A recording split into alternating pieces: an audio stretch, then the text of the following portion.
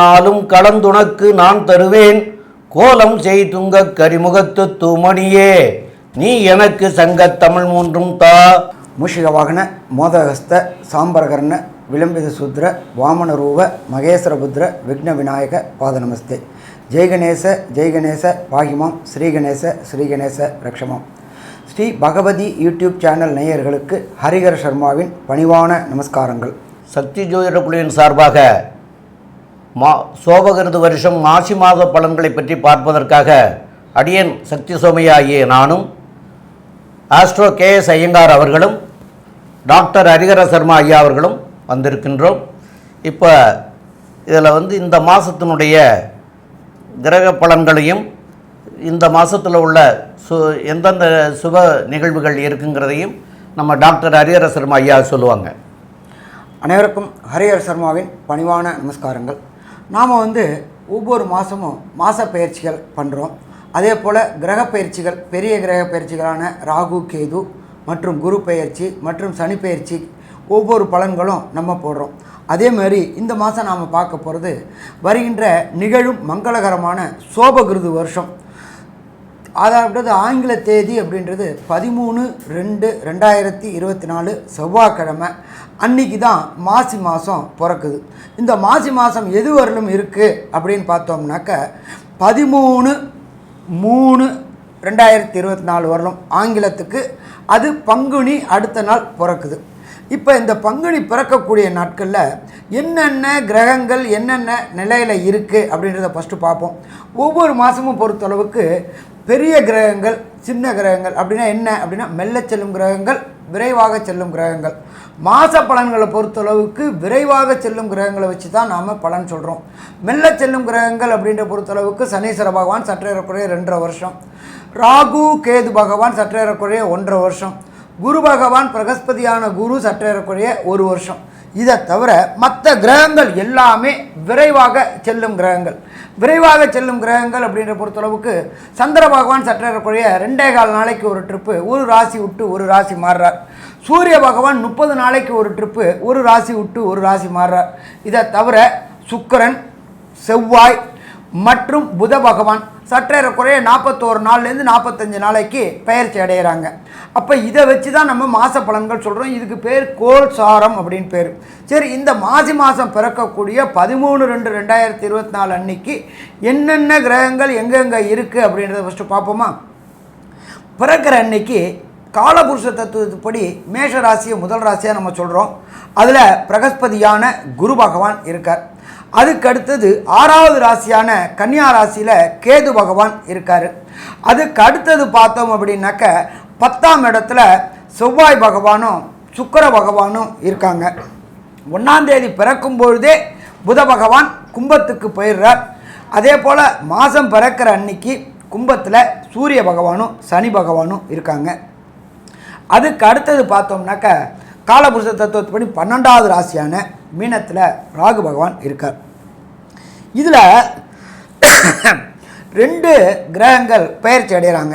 அது எப்போ அப்படின்னாக்க மாசி மாதம் 19ஆம் தேதி. அதுக்கு ஆங்கில தேதி 2/3/2024 அன்னைக்கு கிழமை புதன்கிழமை. புத பகவான் மகரத்திலேருந்து கும்பத்துக்கு 1ஆம் தேதி வந்துட்டு கும்பத்திலேருந்து மீனத்துக்கு போகிறது மாசி மாதம் 19ஆம் தேதி. இதை தவிர சுக்கிர பகவான் ஆங்கில தேதிக்கு 8/3/2024, தமிழ் தேதிக்கு மாசி மாதம் 25ஆம் தேதி. அவர் வியாழக்கிழமை அன்னைக்கு மாறுறாரு. எங்கே மாறுறாரு அப்படின்னாக்க மகரத்திலேருந்து கும்பத்துக்கு மாறுறாரு. அப்போ இதை மாதிரி சூழ்நிலையில் இந்த கோச்சார நிலையில் கிரகங்கள் இந்த மாசி மாதம் இருக்குது. சரி, இதை தவிர இந்த மாதம் வரக்கூடிய விசேஷங்களை பார்ப்போமா. 14/2 அதாவது 13/2 மாதம் பிறக்குது. பிறந்த அடுத்த நாளே 14/2 மாசி மாதம். நம்ம இருக்கிறதுலே கோபத்தின் உச்சமாக இருக்கிறவர் அப்படின்றது யாரை சொல்லுவோம்? துர்வாசரை சொல்லுவோம். அவருக்கு அன்னைக்கு துர்வாசருடைய பூஜை அன்னைக்கு. அதே போல் இருக்கிறதுலையே வசந்த பஞ்சமி இருக்கிறதுல ரொம்ப முக்கியமானது இந்த வசந்த பஞ்சமி, எல்லா இடத்துலையும் கொண்டாடக்கூடியது. அதுக்கு அடுத்தது பார்த்தோம்னாக்க 16/2/2024 அதுக்கு மாசி மாதம் தேதி அப்படின்றது 4ஆம் தேதி. அன்னைக்கு என்ன விசேஷம் அப்படின்னாக்க ரத சப்தமி விசேஷமானது. அதுக்கு அடுத்தது பார்த்தோம்னாக்க 22/2/2024 அன்னைக்கு தேதி மாசி மாதத்துக்கு 19ஆம் தேதி. நடராஜருக்கு அபிஷேக நாள் அப்படின்றது அன்னைய தேதியில். அதுக்கு அடுத்தது ரொம்ப விசேஷம் 24/2/2024. ஒவ்வொரு மாதமும் மகம் வரதான் செய்யும், மக நட்சத்திரம் வரதான் செய்யும். ஆனால் மாசி மாதம் வரக்கூடிய நட்சத்திரம் மக நட்சத்திரம், அது மாசி மகமாக கொண்டாடப்படுகிறது. இந்த மாசி மகம் அப்படின்ற பொறுத்தளவுக்கு கும்பகோணத்தில் இதை ஒவ்வொரு இதுக்கும், அதாவது மகாமகம் அப்படின்றது 12 வருஷத்துக்கு ஒரு ட்ரிப்பு சிம்மத்தில் குரு வரதை மகாமகமாக கொண்டாடுறோம். ஒவ்வொரு மாதமும் ஒவ்வொரு வருஷமும் மாசி மாதத்தில் மக நட்சத்திரம் வரதை நாம் மாசி மகமாக கொண்டாடுறோம். இதை தவிர அன்றைக்கி என்ன ஒரு விசேஷம் அப்படின்னாக்க மாசி மாத பௌர்ணமி அன்னைக்கு. இதை தவிர பார்த்தோம் அப்படின்னாக்க வருகின்ற 5/3/2024 மாசி மாதத்துக்கு 22 ஒவ்வொருத்தரும் என்ன பண்ணுவாங்க அப்படின்னாக்க வீடு கட்டணும் அப்படின்னாக்க நல்ல நாட்கள் பார்ப்பாங்க. பட் நல்ல நாட்களுடைய வாஸ்து நாளில் அந்த பூஜையை தொடங்கினோம்னாக்க எந்த தடையும் தாமதமும் இல்லாமல் போயிட்டுருக்கும். வருஷத்துக்கே குறைஞ்சபட்சம் 8லேருந்து 9 நாள் தான் வாஸ்து நாள் வரும். அது இந்த மாசி மாதத்தில் வருது. அப்போ வீடு கட்டணும்னு நினச்சவங்க எல்லாரும், இடம் வாங்கணும்னு நினச்சவங்க அத்தனை பேரும் வாஸ்து பூஜை போடக்கூடிய நாள். அதுக்கு அடுத்தது 7/3/2024 தமிழ் தேதிக்கு மாசி மாதம் 24ஆம் தேதி. அன்றைக்கி என்ன விசேஷம் அப்படின்னாக்க காஞ்சிபுரத்தில் இப்போ இருக்கிற பட்டத்து சங்கராச்சாரியாரான விஜயேந்திர சரஸ்வதி சாமிகளுடைய ஜெயந்தி நாள் அன்னைக்கு கொண்டாடப்படுது. அதுக்கு அடுத்தது பார்த்தோம்னாக்க 10/3/2024 மாசி மாதம் 27 மாசி அமாவாசை. மாசி தை அமாவாசை முடிஞ்சு மாசியில் வர அமாவாசை விசேஷமான அமாவாசை. இதை தவிர பார்த்தோம் அப்படின்னாக்க பங்குனி பிறக்கிற அன்னைக்கு நம்ம எல்லாருமே என்ன பண்ணுவாங்க, காரடையான் நோன்பு அப்படின்றது கொண்டாடக்கூடியது. அப்போ இதை மாதிரி இருக்கக்கூடிய விசேஷ நாட்களில் இந்த வருஷம் பிறக்குது. இதுக்கப்புறம் நம்ம ஒவ்வொரு ராசிக்கும் உண்டான பலன்கள் என்னென்ன அப்படின்னு பார்ப்போமா. கடகம், புனர்பூசம், பூசமாயில்யம், இந்த 3 நட்சத்திரம் 9 பாதங்களை கொண்ட ராசி. ராசியின் அதிபதினு சொல்லக்கூடியவர் அதிவேகமாக செல்லக்கூடிய சந்திர பகவான். சந்திர பகவான் இந்த ராசியின் அதிபதி இருந்தாலும் இப்பொழுது மாச கிரகத்தை வச்சு நம்ம பேசிகிட்டு இருக்கோம். மாசி மாதத்தின் கிரகச்சாரங்களை வச்சு பேசும்பொழுது மாச கிரகம்னு சொல்லக்கூடிய சூரியன், செவ்வாய், புதன் மற்றும் சுக்கிரனுடைய மாற்றங்களை வைத்து இந்த மாதத்தினுடைய பெரிய ஏற்றங்கள் என்ன இருக்குது அப்படின்றத பார்க்கலாம்.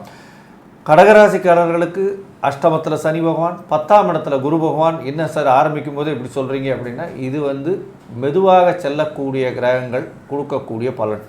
இப்போ மாத பலன்கள் அப்படின்னு பார்க்கும்பொழுது இந்த மாதத்தில் என்னென்னலாம் ஏற்றம் இருக்குது அப்படின்றத நம்ம பார்க்குறோம். இந்த மாதத்தில் பார்த்தோம்னா உங்களுக்கு ஒரு பெரிய ஏற்றம் என்னென்னா, உங்களுடைய ராசிக்கு 5 10 அதிபதினு சொல்லக்கூடிய மிகப்பெரிய யோகர் அப்படின்னு சொல்லக்கூடிய செவ்வாய் பகவான் உங்களுடைய ராசியின் சமசப்தமத்தில் உச்சம் பெற்று இருக்கிறது ஒரு பெரிய ஏற்றம். பார்ட்னர்ஷிப் பிஸ்னஸ் பண்ணுறவங்க எதிர்பாலினத்தவர் மூலியமாக ஒரு நல்ல ஏற்றம் கிடைக்கும். பார்ட்னர்ஷிப் பிஸ்னஸ் பண்ணுறவங்களுக்கு பெரிய ஏற்றம் கிடைக்கக்கூடிய காலகட்டம். எதுவும் பெண்ணின் மூலியமாக, அதாவது பெண் பார்ட்னராக வச்சு வியாபாரம் பண்ணக்கூடிய ஒரு சிறு குறு முதலாளிகளுக்கெல்லாம் ஒரு பெரிய ஏற்றம் கிடைக்கக்கூடிய காலகட்டமாக இருக்குது. ஏன்னா ராசிநாதன் ராசிக்கு 7ஆம் இடத்தில் சுக்கிர பகவானும் இருக்கார். 4ஆம் அதிபதியும் போய் 7ஆம் இடத்துல போய் இருக்கிறது பெரிய ஏற்றம். ஏன்னா உங்களுக்கு நல்ல ஒரு எதிராளிகள் அதாவது உங்களுக்கு எதிர்பாலினத்தவர் எதிராளிகள் பார்ட்னர்ஸ் வேலை செய்வதன் மூலியமாக உங்களுக்கு நல்ல ஒரு சுகம் கிடைக்கக்கூடிய பிரச்சனைகள் அற்ற காலமாக இந்த மாதம் அமைய போகிறது. உங்களுடைய ராசிக்கு பார்த்தலையானால் 6ஆம் இடத்தை குரு பகவான் பார்க்குறதும், குருவே தனகாரகன் அப்படின்றதுனாலையும் நிச்சயமாக உங்களுடைய 2ஆம் இடத்தையும் பார்க்கறதுனால புதிய கடன்கள் பார்ட்னர்ஷிப் பிஸ்னஸுக்கு வாங்கக்கூடிய வாய்ப்புகள் மிகவும் அதிகமாக இருக்கும். தொழிலில் பார்ட்னர்ஷிப் தொழிலில் மிகப்பெரிய ஏற்றம் கிடைக்கும். 11ஆம் அதிபதி 4ஆம் அதிபதினு சொல்லக்கூடிய சுக்கிர பகவானும் சமசப்தமத்தில் செவ்வாயோட சேர்க்கையில் நிற்கிறதுனால திடீர் ராஜயோகம் உங்களுக்கு நிச்சயமாக உண்டு. பணவரவிற்கு பஞ்சம் இருக்காது. தொழிலில் பெரிய ஏற்றம் இருக்கும். பார்ட்னர்ஷிப் தொழிலில் பெரிய ஏற்றம் இருக்கும். இந்த கடகராசிக்காரர்கள் அதிவேகமாக அழுகக்கூடிய பொருட்கள்னு சொல்லக்கூடிய காய்கறி, பழம், இந்த மாதிரியான வியாபாரம் பண்ணுறவங்க, அதை தவிர பால் மற்றும் அந்த பால் பொருட்களை வைத்து வியாபாரம் பண்ணுறவங்க, அதை தவிர இந்த கூல்ட்ரிங்க்ஸு மற்றும் இந்த சர்க்கரை சேர்த்து தண்ணீரோடு சேர்ந்து வியாபாரம் செய்யக்கூடியவர்களுக்கு பெரிய ஏற்றமான காலம். திடீர் சம்பத்து வரக்கூடிய வாய்ப்புகள் நிச்சயமாக உண்டு. இந்த மாதத்தில் பார்த்தலையானால் புத பகவானும் சரி, சூரிய பகவான் இவர் 2 பேரும் வந்து எந்த அளவுக்கு ஏற்றத்தை கொடுக்க போகிறாங்க அப்படின்றத பற்றி நம்ம ஐயா ஹரிஹர சர்மா கிட்டே கேட்போம். ஐயா நல்லா அழகாக சொன்னீங்க. ஃபஸ்ட்டு இந்த கடகராசிக்கு பொறுத்தளவுக்கு குடும்பஸ்தானாதிபதி அப்படின்றது சூரிய பகவான், களத்திர காரகன் சுக்கிர பகவான். இவங்க 2 பேருமே சப்தம பார்வையாக குடும்பஸ்தானத்தை பார்க்குறாங்க. இதை தவிர வியாழன் நோக்கு என்கின்ற குரு பகவான் அவரும் 5ஆம் பார்வையாக குடும்பஸ்தானத்தை பார்க்குறாங்க. நீண்ட நாட்களாக திருமணத்துக்கு பார்த்துக்கிட்டு இருந்த யுவதிகள், அதாகப்பட்டது ஆண்கள் பெண்கள் அத்தனை பேருக்கும் இந்த மாசி மாதத்தில் கண்டிப்பாக நிச்சயதார்த்தம் ஏற்படக்கூடிய வாய்ப்புகள் உண்டா? கண்டிப்பாக உண்டு. குடும்பஸ்தானாதிபதியான சூரிய பகவான் பார்க்குறார், களத்திரக்காரகனான சுக்கிர பகவான் பார்க்குறார், பிரகஸ்பதியான குரு பகவான் பார்க்குறார். அப்போ திருமணம் தடை தாமதம் ஏற்பட்டிருந்தவங்களுக்கு திருமணம் கைகூடக்கூடிய வாய்ப்புகள் இந்த மாசி மாதம் கடகராசிக்காரங்களுக்கு உண்டு. சரி, இதை தவிர நம்ம ஜோதிட சாஸ்திரத்தில் வாக்கு தனம் குடும்பம் அப்படிம்போம். அப்போ நீங்கள் கொடுத்த வாக்கு வெற்றி பெறக்கூடிய வாய்ப்புகள் உண்டு. ஒருத்தர்கிட்ட நம்ம ஒன்று சொல்லிட்டோம் அப்படின்னாக்க அதை நிறைவேற்றலை அப்படின்னாக்க நம்ம மனசு பதச்சிக்கிட்டே இருக்கும், சொன்னோமே செய்ய முடியலையே அப்படின்ட்டு. அது எல்லாமே இந்த மாசி மாதம் கிடைக்கக்கூடிய வாய்ப்புகள் உண்டு. இதை தவிர அஷ்டமத்தில் சனி பகவான் இருந்தால் சில கஷ்டங்களை கொடுப்பார். என்ன ஒன்று அப்படின்னாக்க உயிர் போகாது, ஆனால் அதற்கு உண்டான சில பிரச்சனைகளை கொடுப்பார். அப்போ இந்த காலகட்டங்கள் கொஞ்சம் சிரமமான காலகட்டங்கள். என்ன ஒன்றுன்னு கூட அவர் மட்டும் தனிச்சு இல்லை, அவருடைய தகப்பன்காரனான சூரியனும் கூட இருக்கிறாரு, அவர் கூட புதனும் இருக்கிறாரு, சுக்கிரனும் இருக்கிறாரு. அதனால் அவருடைய வீரியம் குறையக்கூடிய வாய்ப்புகள் உண்டு. அதே போல் இந்த இதுக்கு 5ஆம் இடமான பூர்வ புண்ணிய புத்திரஸ்தானாதிபதியான செவ்வாய் உங்களுக்கு ராசிக்கு 7ல் உச்சம் பெற்று இருக்கிறார். அப்போ பூர்வ புண்ணியம் வலுப்பெறக்கூடிய காலகட்டங்கள். குலதெய்வ வழிபாடுக்கு இத்தனை நாளாக போக முடியாமல் கஷ்டப்பட்டுக்கிட்டு இருந்த கடகராசிக்காரங்களுக்கு குலதெய்வ வழிபாடு செய்யக்கூடிய காலகட்டம். அதே போல் நான் என்ன தான் செஞ்சேன் சாமி, எனக்கு ஒரு ரெகக்னைஸும் கிடைக்கல அப்படின்னு நினைக்கிற கடகராசிக்காரங்களுக்கு புகழ் கிடைக்கக்கூடிய வாய்ப்புகள் இந்த மாசி மாதத்தில் உண்டாகும். அதே போல் சந்தான பாக்கியம் என்கின்ற வம்சம் விருத்தி இல்லாத தம்பதிகளுக்கு இந்த மாசி மாதம் வம்சம் விருத்தி ஆகிறதுக்கான வாய்ப்புகளும் மிக மிக அதிகம்னு சொல்லலாமா? கண்டிப்பாக அதிகம்னே சொல்லலாம். இதை தவிர பார்த்தோம் அப்படின்னாக்க உங்களுடைய ராசிக்கு 9ஆம் இடத்துல ராகு பகவான் இருக்கார். அந்த ராகு பகவான் கோதண்ட ராகுவாக இருக்கார். கோதண்ட ராகுவாக இருக்கிறதுனால உங்களுக்கு 9ஆம் இடம் வலுப்பெறுது. 9ஆம் இடம் அப்படின்றது ஜோதிட சாஸ்திரத்தில் உயர்கல்வி ஸ்தானம் அப்படிம்போம். உயர்கல்விக்கு உண்டான காம்படிட்டிவ் எக்ஸாமான ஐஐடி, ஜேஇஇ, நீட்டு இந்த எக்ஸாம் எழுதக்கூடிய கடகராசி அன்பர்களுக்கு எக்ஸாமில் வெற்றி பெறக்கூடிய காலகட்டமாக வெற்றிகரமாக காலம். வெறுமை வெற்றியில் எதிர்பாராத மார்க் வாங்கி வெற்றி பெறக்கூடிய காலகட்டங்கள். அப்போ எதிர்பாராத நல்ல மார்க் வாங்கி வெற்றி பெற்றாச்சு அப்படின்னு சொன்னாக்க விரும்பிய யூனிவர்சிட்டி கிடைக்கும், விரும்பிய கோர்ஸு கிடைக்கும்.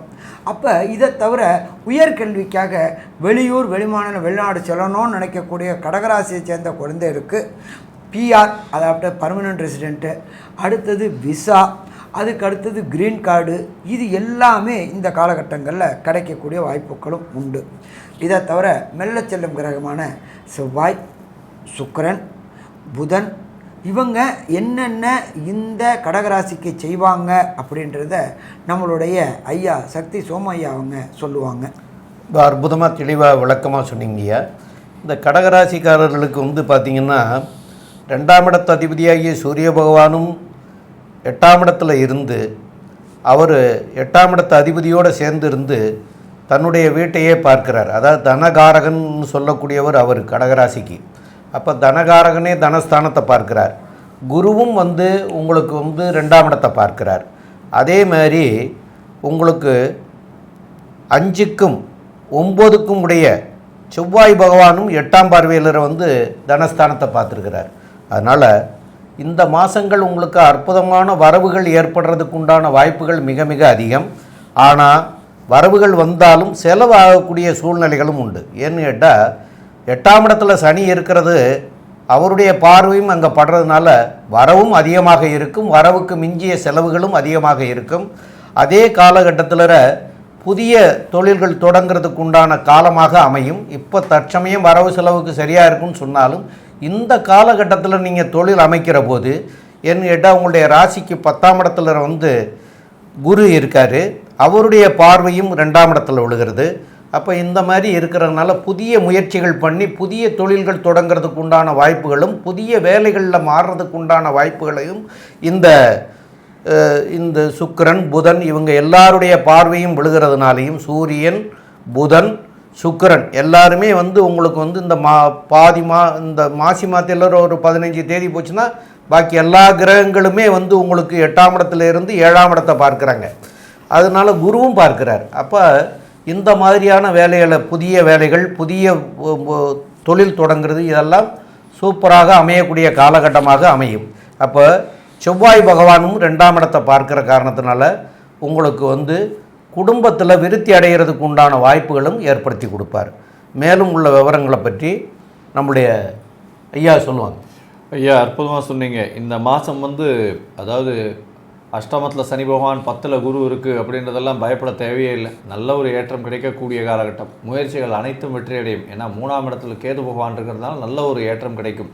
சிறு சிறு தடங்களோடு முயற்சிகளில் வெற்றி கிடைக்கக்கூடிய காலகட்டமாக இருக்கும். இருந்தாலும் எந்தெந்த காலகட்டத்தில் வந்து முயற்சிகளை தவிர்ப்பது நல்லது அப்படின்றதும் சில கிரகங்களுக்கு பரிகாரம் செய்யணும் அப்படின்றது. அதாவது அஷ்டமத்து சனியும் 10ல் குருவும் இருக்கிறதுக்கு பொதுவாகவே 1 வருஷம் 1.5 வருஷமாக நீங்கள் பண்ணிகிட்ருப்பீங்க. இந்த சனி பகவான் வந்து டிசம்பரில் மாறினதுலேருந்து உங்களுக்கு மாற்றங்கள் நல்லா தெரிய ஆரம்பிச்சிருக்கும். இப்போது இதை தவிர வந்து இப்போ இருக்கக்கூடிய மாத கிரகத்துக்கு என்னென்ன பரிகாரம் பண்ணலாம் அப்படின்றத பற்றியும் நம்ம ஐயா கிட்ட கேட்போம். ஐயா சொல்லுங்கள். சந்திராஷ்டமத்தை சொல்லுங்கள். அதாவது இந்த மாதம் கடகராசிக்காரர்கள் தவிர்க்க வேண்டியது வந்து சந்திராஷ்டம தினங்களை தவிர்க்கணும். அந்த சந்திராஷ்டம தினங்கள் அப்படிங்கிறது வந்து மாசி மாதம் 26ஆம் தேதியும் 27ஆம் தேதியும் வருது. ஆங்கிலத்துக்கு 9/3/2024 சனிக்கிழமையும் 10/3/2024 ஞாயிற்றுக்கிழமையும் இந்த 2 நாட்கள் வந்து சந்திராஷ்டம தினங்களாக வருது. சந்திரன் வந்து மனோகாரகன் அப்படின்னு நம்ம சொல்லுவோம். அப்போ அந்த மனோகாரகன் வந்து 8ஆம் இடத்துல இருக்கிற போது உங்களுக்கு எந்த ஒரு முடிவும் எடுக்க முடியாத சூழ்நிலையும் தவறான முடிவை எடுக்கக்கூடிய சூழ்நிலையும் உருவாக்கக்கூடியவர். அப்போ வெளிநாடு வெளியூர் பயணம் பண்ணுறவங்க பயணங்கள் பண்ணாமல் இருக்கிறது நல்லது. அந்த நாட்களை தவிர்த்துட்டு வேறு நாளாக மாற்றிக்கிறங்க. அதே மாதிரி புதிய முயற்சிகள் எதுவும் செய்ய வேண்டாம். அந்த புதிய முயற்சிகளில் தவறான முடிவு எடுத்து நீங்கள் வந்து தவறாக செய்து அதனால் வந்து பாதிப்படையும். அதனால் தவறான முடிவுக்கு வரக்கூடாது அப்படிங்கிறதுக்காகவும் புதிய முயற்சிகளையும் அந்த 2 நாளைக்கு தவிர்க்கணும்.